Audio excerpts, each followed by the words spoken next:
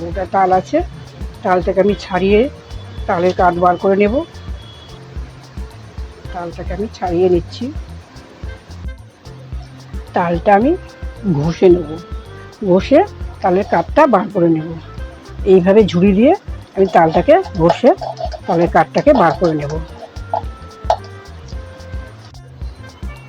তালটাকে আমি একটা ঝুড়ি দিয়ে ঘষে আমি তালের কাঠটাকে বের করে নিয়েছি।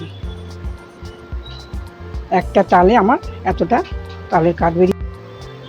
এখানে তালের ক্ষীর আছে, নারকেল দেওয়া আছে, আটা, চিনি, সুজি, এলাচ, নুন, এই সব কটা উপকরণ দিয়ে আমি তালের পুলিটা ভাজবো। তবে প্রথম থেকে শেষ পর্যন্ত দেখার জন্য অনুরোধ রইল। এই তালের ক্ষীরটাতে আমি প্রথমে দেব আটা, তারপরে দেব সুজি,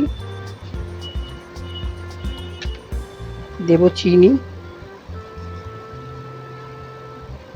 স্বাদ মতো একটু নুন দেব, এলাচ আছে, এলাচটা আমি একটু ফাটিয়ে দেব। এবার আমি এটাকে মেখে নেব।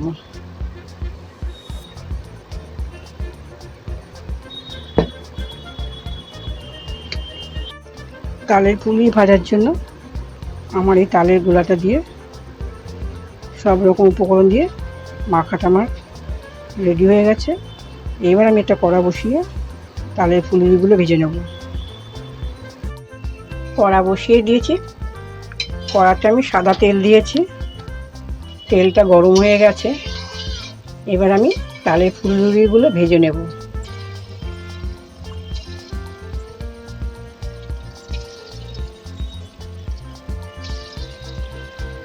একটা একটা করে ফুলুরি আমি এভাবে তেলেতে দেব, দিয়ে লাল করে ভেজে তুলে নেব। এইভাবে আমি একটু উল্টে দেব, উল্টে দিয়ে লাল করে ভেজে তুলে নেব।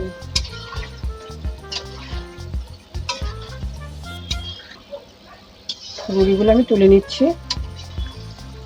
যদি আমার এই ফুলুরিগুলো তোমাদের দেখে ভালো লেগে থাকে, অবশ্যই একটা লাইক, সাবস্ক্রাইবার করে দিও।